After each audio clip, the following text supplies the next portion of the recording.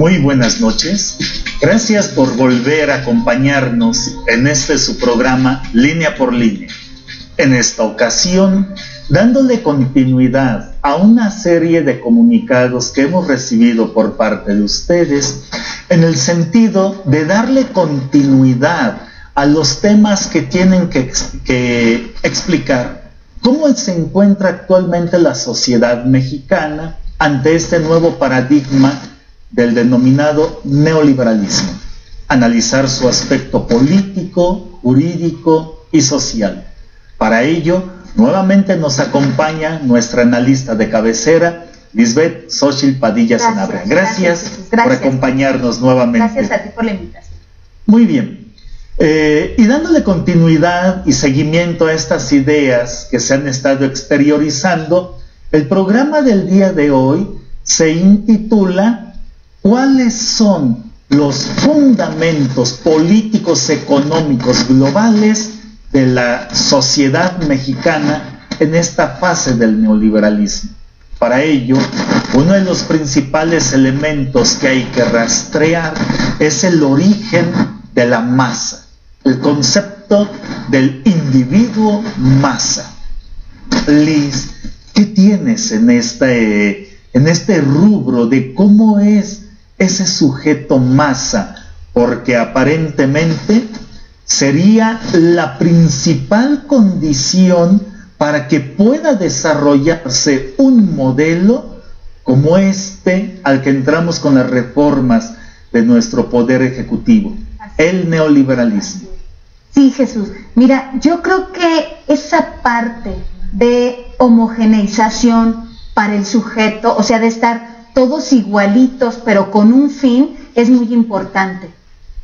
¿A qué me voy a referir? Me voy a referir precisamente a la construcción que a través del prejuicio es utilizado desde la perspectiva, podemos hablar no solamente psicológica, sino desde la perspectiva social, desde la perspectiva comunicativa que tiene el sujeto para efecto de interactuar socialmente. Este prejuicio, dice Arnold Rose, que es precisamente uno de los mecanismos más efectivos para efecto de que el sujeto se conduzca como el ejercicio del poder, o en este caso podemos hablar de los poderosos, quiere que lo haga. Es decir, es un concepto de minimización del sujeto, en el sentido de que lo lleva a grados más bajos con respecto de ellos. Es decir, Arnold Rose nos ponía el ejemplo de los negros, ¿no? Los negros deben estar estereotipados con respecto a los blancos. ¿A qué me refiero en este sentido? En el sentido de que ellos, por el simple hecho de ser negros, pues no son tan inteligentes, solamente sirven para trabajar. Esa imagen en sentido despectivo. Entonces, la ignorancia social, o sea, de no saber cuáles son los alcances de determinado grupo, entonces lo estereotipa y lo encajona en determinado círculo. Y para ello también en determinada funcionalidad. Y entonces de ahí, Arnold Rose dice, de ahí se va a un concepto de racismo. Y entonces el racismo opera desde una perspectiva económica. Entonces este grupo social solamente sirve para producir y el otro grupo social sirve para explotarlo. Pero al respecto tú tienes un trabajo, tú estás trabajando en un trabajo para un futuro libro, tengo entendido, y entonces a mí me gustaría conocer cuál es la parte de masa que tú consideras, ¿no?, en este sistema. Sí, bueno, haciendo alusión a esta investigación que estás mencionando, sí, efectivamente, el origen de la masa la vamos a encontrar al momento de que se da la revolución industrial. La revolución industrial es aquella en donde se está saliendo del despotismo ilustrado. El hombre era, a través de castigos públicos que se ejercían contra aquellos que se oponían a un sistema, con una serie de decapitaciones, azotes, sistemas de tortura que veía el público, y se generaba el concepto del miedo. Se decía que esos poderosos que usaban esas prácticas usaban medidas de terror. Al momento de que se da la revolución industrial, estaríamos entrando en una nueva fase. En esta nueva fase, la industria, Massimo Pavarini, que también es otro autor que has trabajado bastante, nos hablaría del concepto de cárcel y fábrica. Y estaríamos visualizando ahí cómo los pobres o trabajan o son construidos como delincuentes. En esas sociedades donde iba iniciando justamente este modelo que decimos la edad industrial. Se generan grandes sujetos como pobres. Allí es donde está el origen de la masa. Romper su individualidad de ser humano, convertirlo en una cosa, se empieza a dar el proceso del abandono del campo y la necesidad del crecimiento de las ciudades. Las ciudades comenzarán poco a poco a crear una serie de sentimientos en donde la persona está desligada de su concepto natural para empezar a crear un mundo artificial que se llama vivir en una sociedad. El ser humano únicamente vive para trabajar. Ya no es justamente aquel sujeto que vive para estar con su familia, tener un sustento alimenticio asegurado a través de una cosecha. No. Poco a poco el salario tendrá que comenzar a bajar y la gente tendrá que hacerse dependiente justamente de las órdenes que está diciendo, en este caso, un gobernante o un director de una fábrica. Ese tipo de requisitos es lo que dio paso al concepto de totalitarismo. El totalitarismo es una palabra que fue acuñada cuando los nuevos sistemas, como los nazistas o los fascistas, o aquellos gobiernos que en su momento se les dijeron socialistas totalitaristas, hablaremos de Rusia, cómo estos partidos surgieron justamente en las ciudades, aprovechando cómo se encontraba atenuada la racionalidad de los ciudadanos, obreros y trabajadores. En ese sentido, empezó la gran producción en masa en todos los rubros. Se masificó la guerra. Ello fue posible para que en gobiernos, señalábamos hace un instante, como los de Adolfo Hitler, comenzaran virulentamente una serie de conceptos con técnicas muy específicas, que más adelante iremos abordando, para ir entendiendo cómo tenía que ser dirigida una opinión pública, porque el concepto del hombre masa es justamente el sujeto que ya no piensa, el sujeto que ya no razona. Creo que habría dos escuelas que estudiar para entender el fondo de este tipo de problemas. Número uno, la escuela de Chicago en Estados Unidos. Número dos, la escuela de Frankfurt en Alemania. Y aquí es donde encontramos los elementos que van a permitir comprender cómo a través de los medios de comunicación masivos, diría Harold DeWitt Laswell, perteneciente al modelo norteamericano, cómo hay que dirigir a la sociedad a través de una televisión. Y bien, como decía Joseph Goebbels, el asesor de propaganda de Adolfo Hitler, cómo teníamos que dirigir a la sociedad con la utilización de una radio que tenía que existir en cada una de las familias. ¿Qué es lo que traza el horizonte entre la identidad de una persona con una sociedad y que nos permite compararlos como lo mismo? Las tesis nos las dio la teoría psicoanalítica. Tanto la sociedad como la persona tienen el mismo aparato de estructura intrapsíquica que dijo Sigmund Freud.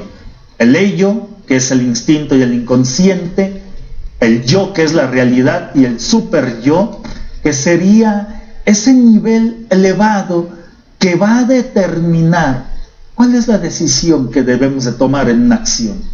Pero para ello, lo fundamental es que el ser humano no llegue a evolucionar a nivel de yo, a ser un sujeto racional, sino que se quede a nivel ello. Cuando el sujeto está en ello o la sociedad está en ello, ese es el lugar donde vive la masa social justamente. Esos son muchos de los elementos. Sí, de hecho, fíjate que Erich Fromm lo comentaba en su libro Miedo a la Libertad, ¿no? Él viene de la escuela de Frankfurt, efectivamente. Sí, Habermas, Adorno, Horkheimer, ¿no?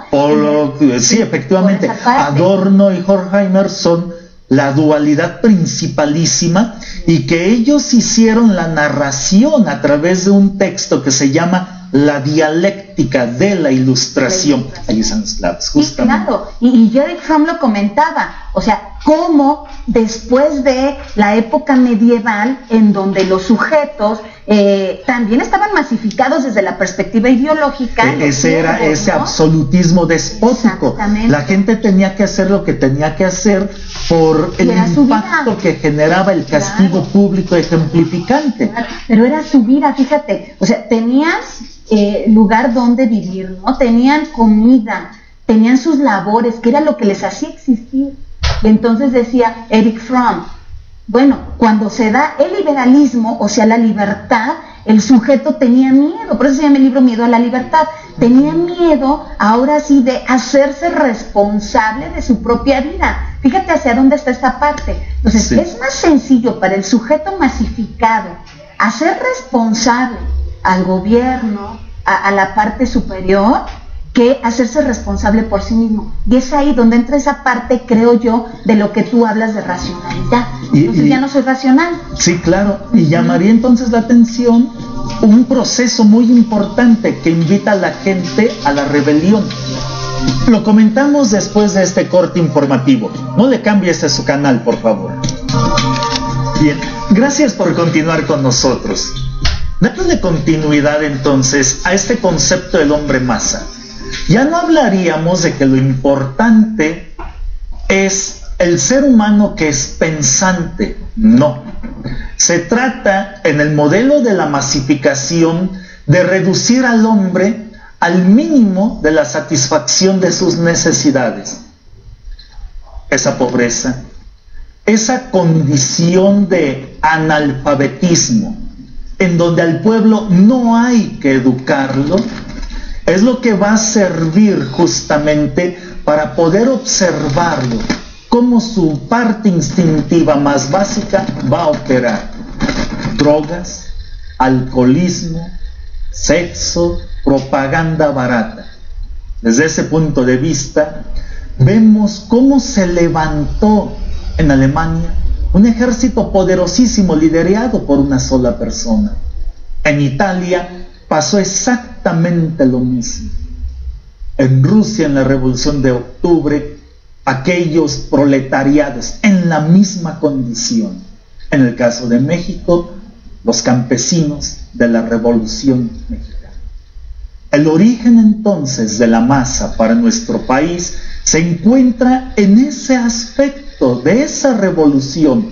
Hay diversas obras que incluso nos hablan de cómo funcionaban las masas campesinas, de aquel modelo posrevolucionario con un Tata Lázaro Cárdenas. En su momento, los días que estamos viviendo en esta actualidad van más allá del concepto del hombre masa, porque ya no hablamos de un liberalismo, de un estado de bienestar social, sino de un neoliberalismo.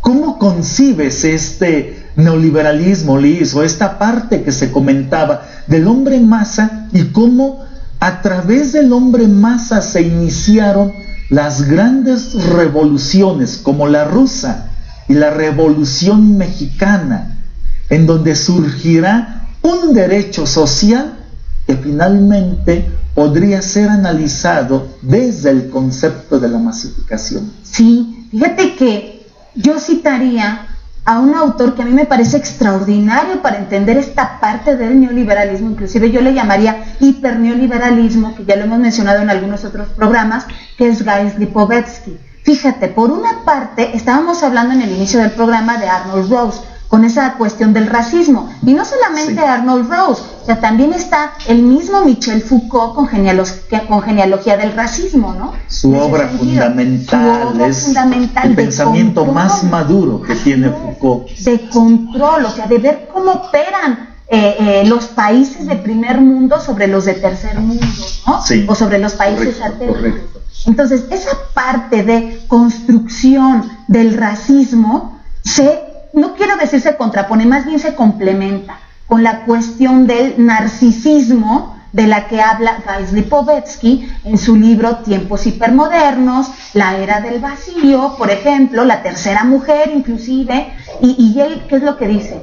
El sujeto se debe construir a partir de 3 elementos básicos, pero fíjate cómo esos 3 elementos básicos neoliberales son súper importantes para la inclusión y la exclusión y el racismo, ¿no? El racismo, por supuesto, y por ende la masificación de los sujetos sociales. Pero vamos a hablar de una masificación en cuanto a estratos sociales. Entonces dice, los 3 elementos son los siguientes. El sujeto tiene que ser dinámico, es decir, joven.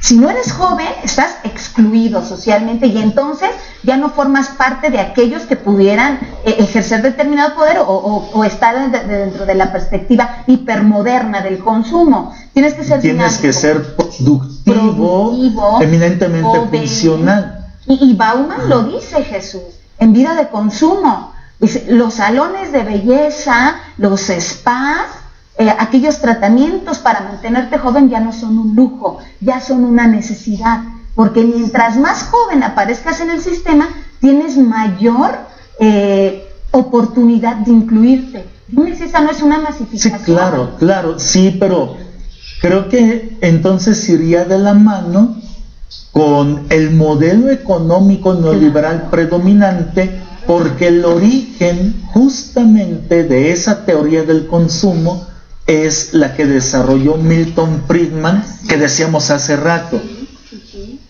Hay 2 escuelas principales, y en este caso sería la escuela de Chicago, que es la teoría monetarista del consumo. Es lo que viene a explicar ese nuevo rubro, esa nueva categoría del ser humano construido así, como masa. Si no, eres una masa, fíjate, eres una masa inferior. Una masa que se tiene que conformar y que no puede pensar más allá, en el caso mexicano, del 67.29. ¿Cuál es el otro elemento? El primero dijimos que era el ser dinámico. Claro. El segundo es ser económicamente estable. Y el tercero es ser joven. Entonces, si no tienes esos elementos, dime si eso no es racismo. Sí, claro, es una discriminación social. Y por lo tanto tenemos, como dice Arnold Rose, el efecto de la complejidad de superioridad y el efecto de la complejidad de inferioridad. Entonces estaríamos hablando de que en las sociedades neoliberales nada más hablamos de 2 clases altamente diferenciadas. Pues gente que tiene todos los recursos, claro, y una gran masificación de pobres.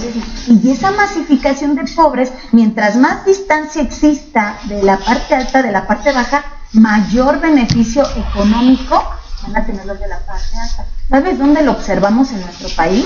Y a mí me gustaría que nuestros televidentes lo checaran, lo analizaran. En el artículo 41 constitucional, fracción segunda, inciso A, que es precisamente el financiamiento de los partidos políticos, el financiamiento público y el financiamiento privado.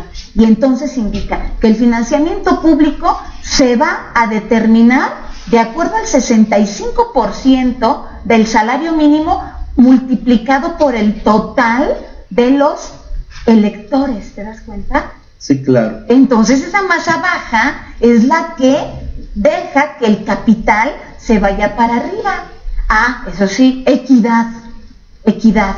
El 100% de lo que resulte de ese 65% del salario mínimo multiplicado por todos, el 30% se divide igualitariamente entre los 10 partidos. El 70% ya equitativo. Quienes obtengan más votos son los que van a tener más capital. Y entonces dime si no los sujetos que están abajo son importantes para esa fuga de capitales para los de arriba. Y la ley lo claro. Pero ellos no lo estarían visualizando justamente porque se encuentran construidos a nivel de masa. Está adormecido. O sea, lo que tú decías al inicio del programa, no deben pensar, no deben ser racionales. No hay que ser racionales. No hay que ser racionales, tienes que seguir como borreguito. Y entonces, si eres de determinado partido político, te construyen a partir de diversos elementos. Sí, este punto es importante porque hace rato se mencionaba cómo en el nazismo o en el fascismo o en un socialismo totalitarista en este caso, cómo fue justamente el partido político en donde empezaron de un modo más original a desarrollarse las técnicas de propaganda. Era necesario hablar de medios de comunicación. Claro. No es entonces de extrañarse que la escuela de Chicago utilizara muchos de los instrumentos del padre de la política moderna en Estados Unidos, Harold DeWitt Laswell, con quien, en participación con personas como Kurt Lewin, desarrollan los esquemas de mass media communication, o sea, los medios de comunicación masivo, y que la parte contraria es justamente la escuela de Frankfurt. Habría que ver el horizonte de estudio, porque incluso Adorno, que era de la escuela de Frankfurt, fue a Estados Unidos a asesorar cómo se tenían que manejar determinadas técnicas del manejo social, claro, a través de los institutos de Tavistock. ¿Y sabes quién hace un estudio a nivel conciencia de esta parte? Que también es un libro que ampliamente recomiendo a nuestros televidentes, Ken Wilber. Ken Wilber, norteamericano, por supuesto, tiene un libro que se llama La conciencia sin fronteras. Él habla de un elemento fundamental para efecto de este manejo de masas. Y de manejo me refiero a un manejo ideológico subjetivo para los sujetos, porque inclusive el mismo Rawls, también Patrick Roth y Ken Wilber, algunos autores de pensamiento complejo, estamos hablando por ejemplo de Edgar Morin, que bueno, es uno de los fundadores de esta parte, nos indica que esa conciencia es importante trabajarla desde la perspectiva subjetiva. Nos dice Ken Wilber, hay un elemento de manejo de conciencia que se llama la sombra. Al sujeto no le gusta atacar al otro. Entonces, ¿cuál es la sombra? La sombra es lo siguiente, que controla el elemento al que tienes miedo. Es una cosa de un odio racial. Él ponía como ejemplo al Ku Klux Klan, o sea, los blancos le tenían miedo a los negros y los odiaban porque consideraban que los negros podían acabarlos. Lo mismo pasa con los nazis, ¿no? Tenían un terror a los judíos y entonces, ¿cuál era la perspectiva, la consigna? Era eliminarlos. Y entonces ellos en realidad no odiaban a los negros, querían ser como los negros, es lo que hablábamos del estereotipo. Igual los nazis, ¿no? De la Alemania hitleriana. O sea, fíjate hasta dónde se ve esa parte subjetiva de control y de construcción de masa para el sujeto.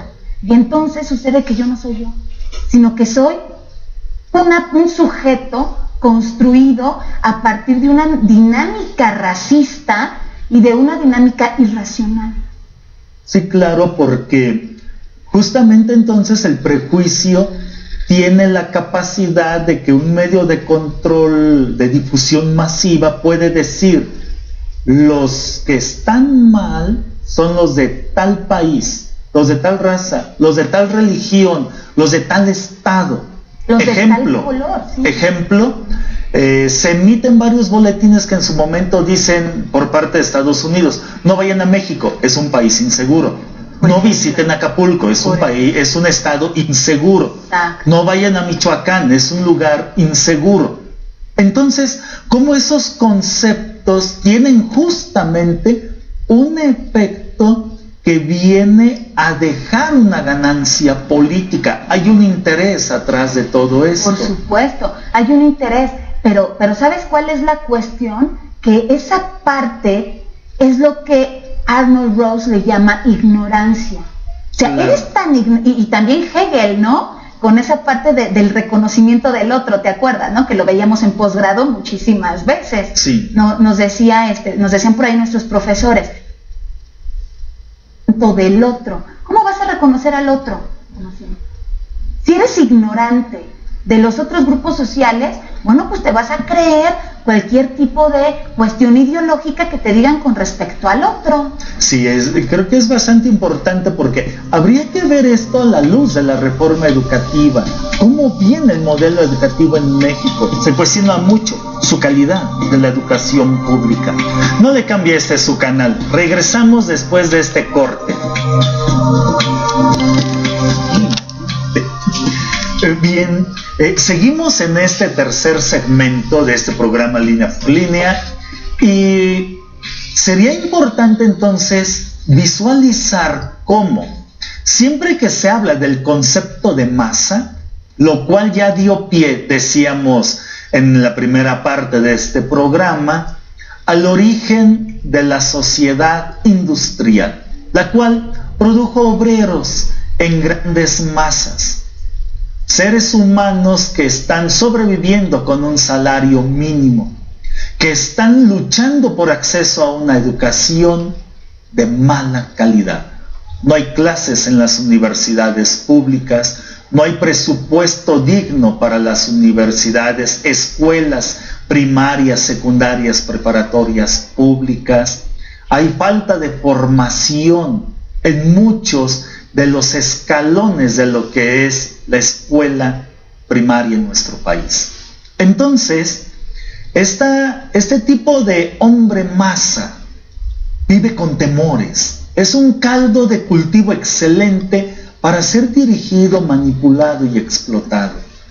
Hace rato se comentaba cómo, derivado desde la escuela de Chicago, la teoría monetarista de Milton Friedman tiende justamente a polarizar a dos clases sociales: esos poderosos económicos y la gran masificación del pueblo, cuya condición es que no hay educación.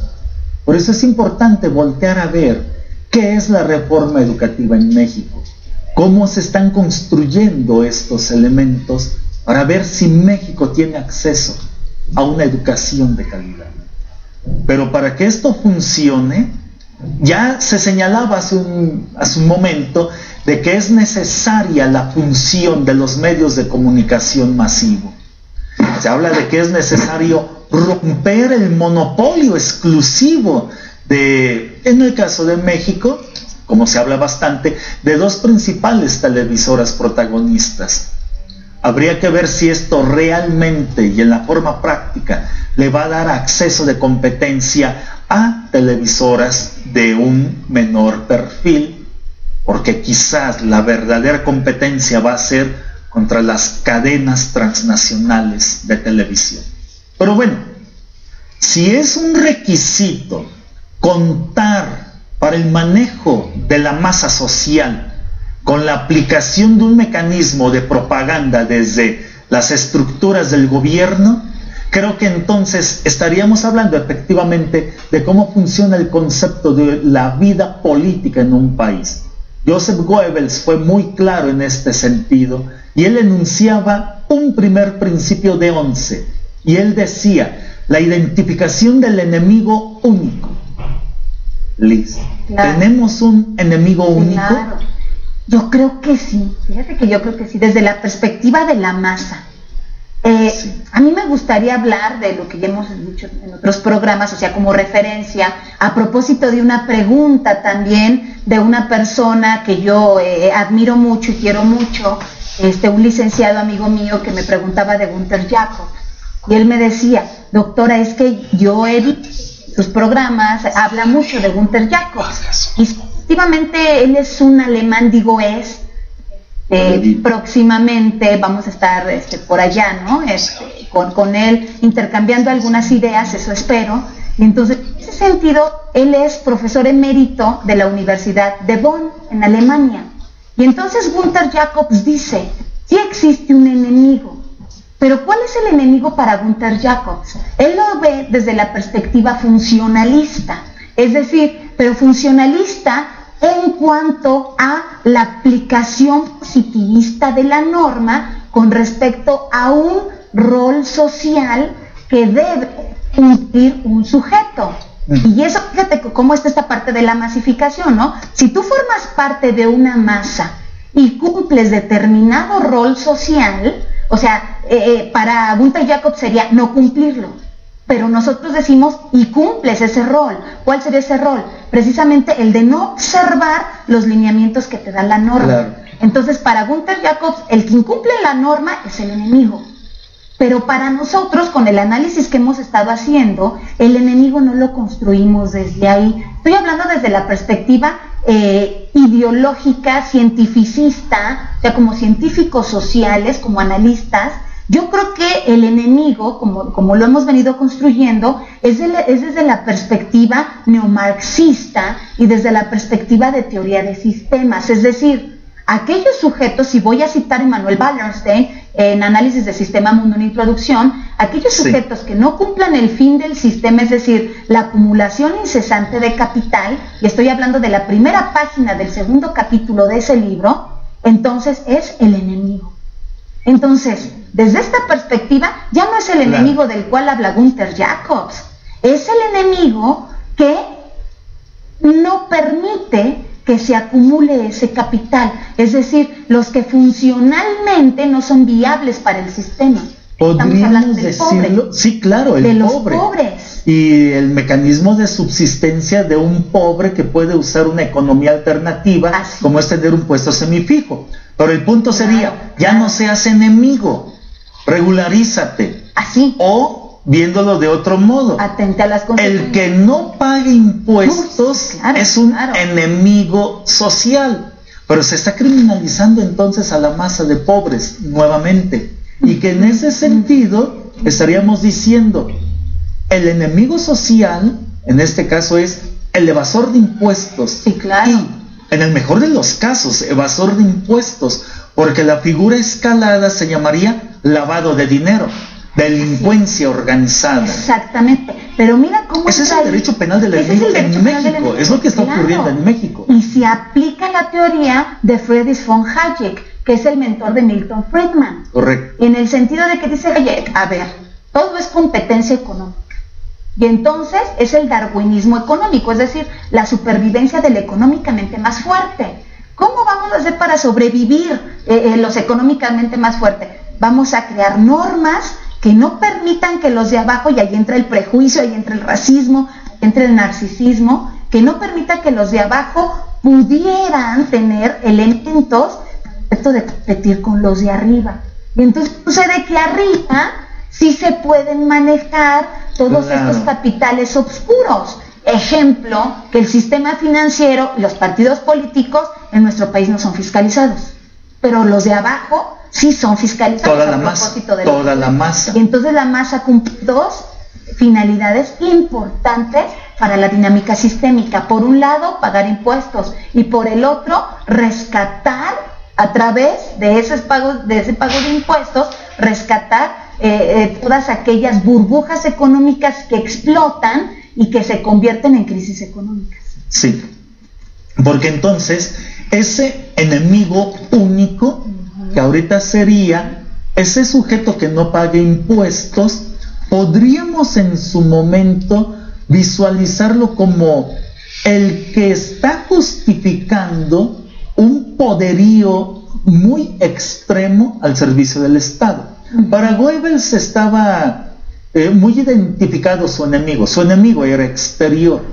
Él hablaba de un determinado pueblo. En este caso el enemigo es interno, y la justificación justamente para atacarlo y crear un Estado muy fuerte. Ya se está hablando de que ahora México va a mandar soldados justamente a los cascos azules a la ONU, y hay que entender quién es el que paga el armamento y los sueldos de esos militares que van a estar allá, el pueblo mexicano nuevamente, ¿sí?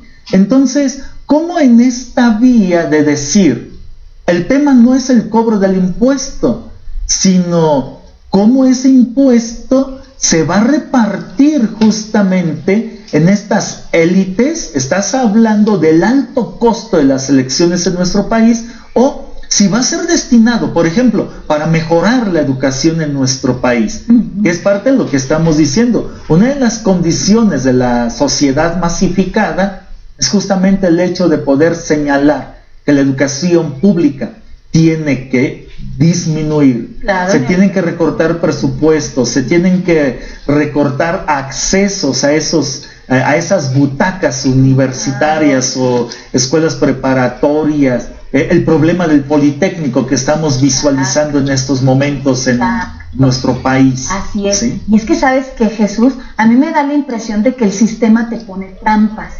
porque por un lado financia esa parte que pudiéramos entender negativa, por ejemplo, en el caso de la reforma educativa, ¿qué sucedió con los maestros? Se les financia para efecto de que existan movilizaciones y entonces se queden sin escuela los niños que van a las escuelas públicas. Entonces pasa, ¿qué es aquella conciencia que se crea socialmente? Pues que la escuela pública es mala porque no tiene profesores. Es una trampa sistémica que supera la perfección. ¿Por qué? Porque entonces la matrícula de las escuelas particulares pues crece. ¿Te das cuenta cómo no hay racionalidad? Sí. Y ves una serie de imágenes en donde los maestros se ven como huelguistas, golpeadores, cuando no niego que pueda haber injerencia de otros grupos que siguen ciertos intereses, pero entonces habría incluso una sobrevictimización de un maestro honesto, ¿no? Ese es el racismo, ese es el concepto del prejuicio, justamente. Y entonces mucha gente de la población va a decir, efectivamente, mira, no dan clases, están en movimientos, bloquean calles. Habría que entender justamente cómo se trabaja el prejuicio, y hay alguien que va a recibir bonificación política por esta división. Muy bien. Un segundo principio de las técnicas de propaganda desde el ejercicio político en Joseph Goebbels tiene que ver con los métodos de contagio. Es decir, todos los enemigos políticos de uno deben de ser reunidos en un solo frente. En el caso de México se hablaba del Pacto por México, y visualizando nuevamente a un universal tan genérico, tan etéreo, que a veces se diluye en nuestras manos poder identificarlo: la pobreza. Desde este punto de vista, ¿sería entonces sí este Pacto por México un elemento que está redondeando este segundo principio de Joseph Goebbels? Por supuesto, por supuesto. ¿Sabes dónde lo encontramos aquí en el país? Me parece que en el artículo 61 de la Ley de Amparo, de la nueva Ley de Amparo, y también en el artículo 231. Precisamente el Pacto por México, ¿qué es lo que hace? Primero, que todas esas reformas estructurales sean aceptadas. Y segundo, con la norma que es la Ley de Amparo, hago que funcionen. El artículo 61 dice, la Ley de Amparo, ya vamos a terminar, sigo en el otro, no hay problema. Sí, seguimos en el otro, por favor, no le cambie su programa, volvemos en un segundo. Perdón. Gracias por acompañarnos hasta este último bloque. Liz, nos estabas platicando entonces esta técnica de contagio a través de unos artículos constitucionales. Sí, les comentaba del artículo 61 y del artículo 231 de la Ley de Amparo, precisamente en el sentido en donde el amparo es improcedente con respecto a las reformas que fueron auspiciadas en su momento por el Pacto por México. Estamos hablando de las 11 reformas estructurales. Claro, y entonces fíjate, tiene varias fracciones el artículo 61, pero la fracción primera dice que el amparo es improcedente en contra de reformas constitucionales. No te puedes amparar en contra de ninguna reforma estructural. Y entonces, por eso, el gobierno del Distrito Federal, en el momento en que mete amparo sobre algunos artículos del Código Nacional de Procedimientos Penales, que es una de las reformas estructurales, no procedió. Y ahora la segunda fracción es que el amparo es improcedente en contra de cualquier decisión emitida por la Suprema Corte de Justicia de la Nación. Estamos hablando que la jurisprudencia emitida por la Corte, que ya habíamos hablado en programas anteriores, como las restricciones constitucionales, no pueden ser en materia de amparo, ¿no? No pueden ser... Claro, allí la Corte y el Congreso están operando poder con este máximo principio de contagio, justamente. Poder máximo. Pero no nomás desde ese punto de vista, creo, porque sería interesante visualizar que los distintos actores políticos que votaron esa reforma sabían que hay un término constitucional para presentar un recurso en contra de esa reforma y nadie lo hizo.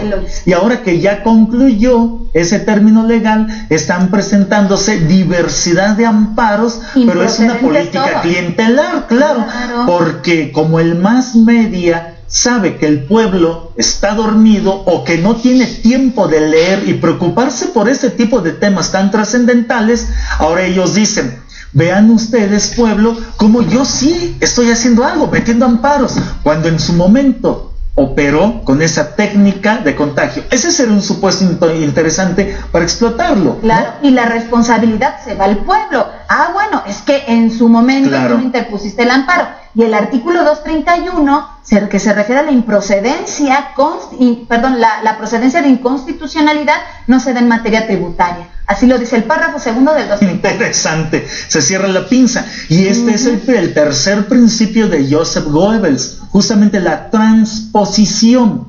Y la transposición consiste en echarle la culpa a los otros, que es justamente lo que estás comentando. El pueblo tuvo la culpa por no saber defender sus derechos. Ese es el discurso que se está manejando. Informarse, ¿no? Te debiste haber informado. Cuando el pueblo está bombardeado, pues de programas que al final del día no le producen algo, ¿no? Para efecto, al contrario, como que la mente, como que el cerebro se duerme, ¿no? Con ese tipo de programas que no te alimentan para nada. Efectivamente. ¿No? Entonces, ese pueblo que no pudo defenderse, ahora resulta que es justamente el culpable, pero todo lo que está haciendo el gobierno es justamente para salvar y ayudar a este pueblo. No se entiende entonces el discurso. ¿Por qué si la finalidad es ayudar justamente a este pueblo, estamos viendo esta serie de reformas? Nos diría uno de los principios de Noam Chomsky: cuando hay necesidad de imponer una reforma que no es admitida por el pueblo, se tiene que desplazar gradualmente. Eso de gradualidad es como si hablamos del efecto del gasolinazo o del electrizazo.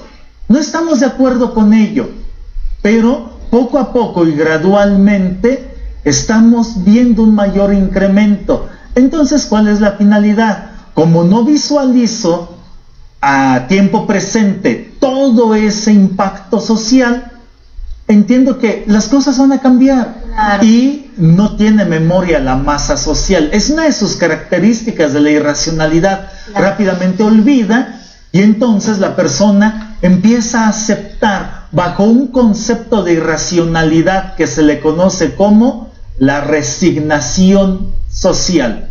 Así es esta sociedad, no hay nada que hacer, y el punto nos lo vuelve a contestar Arnold M. Ross, que ya citabas hace rato, y él diría: si en este momento se hiciera la pregunta de ¿y a qué institución, persona o idea apelarías e irías en este momento para resolver categóricamente el problema mexicano? Creo, amable televidente, que usted también, al igual que muchos otros televidentes, no supo contestar. Eso se llama: no tenemos a nivel de conciencia social una ruta definida. No hay conciencia social, hay masa social. No hay percepción. Y es que si no percibes algo, simplemente no lo observas, no existe. ¿Sabes dónde pasó, creo yo, doctor, esta parte? Con la Convención de las Naciones Unidas contra el Tráfico Ilícito de Estupefacientes y Sustancias Psicotrópicas, en donde vienen los principios hipermodernos de derecho penal del enemigo y en nuestro país se materializa con la Ley Federal contra la Delincuencia Organizada. Pero fíjate, México ratifica esta convención el 19 de abril de 1980. ¿Cuántos años tiene? La Ley Federal contra la Delincuencia Organizada se publica el 7 de noviembre de 1996, o sea, fue gradualmente. Y estamos hablando, por ejemplo, que el 18 de junio del 2013 nace o se publica legalmente la ley antilavado. Entonces, como tú dices, ¿no? Así como es el gasolinazo, también se impone la norma de forma gradual e imperceptible. Y el pueblo siguió perdiendo y sigue perdiendo. ¿Y sabes qué es lo peor? Pregúntale a la comunidad jurídica. La comunidad jurídica me parece que falta mucha preparación, falta mucha lectura, no todo es positivismo. Claro. Podemos, fíjate, algo que considero muy grave en nuestra comunidad es el principio de inocencia. A donde quiera, a mis grupos, a todo mundo jurídico, les pregunto, ¿qué es la del principio de presunción de inocencia? Y te contestan, es que al sujeto se le demuestre que es culpable.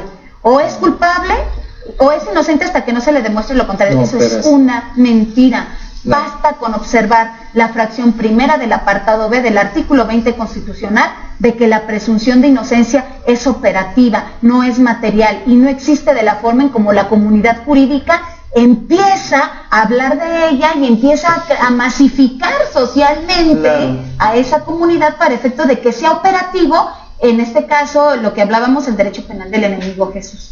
Y eso tiene que ver con otro principio, es que lo que dices los voy enganchando, sí. El otro principio que es de Joseph Goebbels que se llama orquestación. Y la orquestación se tiene que repetir a un ritmo tan rápido que las personas no alcancen a entender el significado de lo que se está repitiendo incesantemente. En este caso es como lo que estás señalando. Entonces, en la masa, creo que tendremos que decir vulgo en ese sentido. Simplemente entendemos los conceptos como esta presunción de inocencia, en el hecho de decir yo soy inocente hasta que no se me demuestre lo contrario, pero así se ha repetido intermitentemente. Como la frase esa de que las mayúsculas no se acentúan.